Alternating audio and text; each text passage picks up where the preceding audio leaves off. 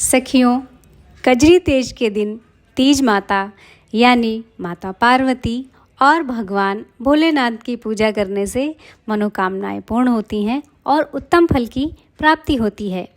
भादों का महीना, जिसे भाद्रपद माह भी कहते हैं, इस माह की कृष्ण पक्ष वाली तृतीया तिथि को कजरी तीज मनाई जाती है।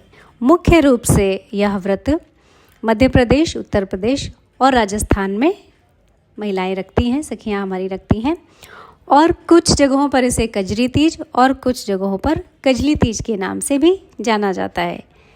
सुहागन स्त्रियां पति की लंबी आयु और सुख समृद्धि के लिए ये व्रत करती हैं और कुंवारी लड़कियां उत्तम वर की प्राप्ति और मनोकामनाओं की पूर्ति के लिए ये व्रत रखती हैं। तो आज हम आपको सुना रहे हैं कजरी तीज की कथा, जो इस प्रकार है। पौराणिक मान्यताओं के अनुसार किसी गांव में एक ब्राह्मण अपनी पत्नी के साथ रहता था। पूजा पाठ से मिलने वाली दक्षिणा से उनकी गृहस्थी चलती थी। ब्रह्माणी भी बहुत पूजा पाठ किया करती थी, उपवास किया करती थी, भगवान का भजन किया करती थी। तो ऐसे ही भादों का महीना आया, कृष्ण पक्ष तृतीया का दिन आया, तो ब्रह्माणी ने बहुत ही श्रद्धा भाव से कजरी तीज का व्रत रख लिया और ब्राह्मण से कहा कि उसने तीज का व्रत रखा है, इसलिए उसके लिए सत्तू ले आए। ब्राह्मण देवता ने कहा, इतने पैसे नहीं हैं कि मैं सत्तू ला सकूं, कैसे लाऊं? तब ब्रह्माणी ने रूठ कर कहा, चाहे चोरी करो या डकैती करो, सत्तू तो लेकर आओ।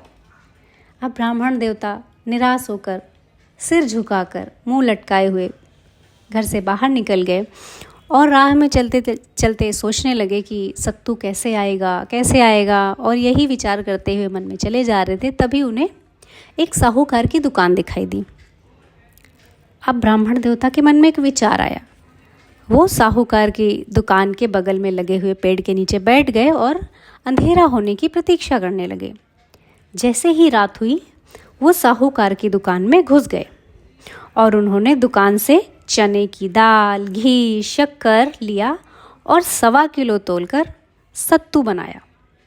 लेकिन पीसने की चक्की की आवाज़ सुनकर दुकान के नौकर जाग गए और ज़ोर ज़ोर से चोर चोर चोर चोर चिल्लाने लगे। इतना शोर सुनकर साहूकार भी आ गया और उसने ब्राह्मण देवता को पकड़ लिया और उसके पूछने पर बताया कि वो चोर नहीं है। ब्राह्मण देवता ने कहा, मेरी पत्नी ने आज निर्जला कजरी तीज का व्रत रखा है और पूजा पूरी करने के लिए 1.25 किलो सत्तू चाहिए, वही लिया है बस। साहूकार को ब्राह्मण की तलाशी लेनी पड़ी और तलाशी लेने पर साहूकार ने पाया कि ब्राह्मण देवता तो सही कह रहे हैं, उनके पास सिर्फ सत्तू के अलावा और कुछ मिला ही नहीं। महादेव और माता तीज की कृपा से साहूकार को ब्राह्मण के ऊपर विश्वास हो गया, उसका मन पिघल गया और उसने देखा कि चांद निकल गया है और ब्रह्माणी सत्तू की प्रतीक्षा में होगी, उसने पानी भी नहीं पिया होगा। साहूकार ने कहा, आज से वो ब्रह्माणी मेरी धर्म बहन बनेगी और मैं अपनी बहन के लिए सत्तू, गहने, रुपए सब कुछ दूंगा जो उसका व्रत पूर्ण करे। और उस साहूकार ने ब्राह्मण देवता को सत्तू के साथ बहुत सारा धन, उपहार, फल फूल, मेवे सब कुछ देकर विदा किया। इस प्रकार ब्रह्माणी पर और गरीब ब्राह्मण पर तो तीज माँ की कृपा हुई, वे सुखी हुए।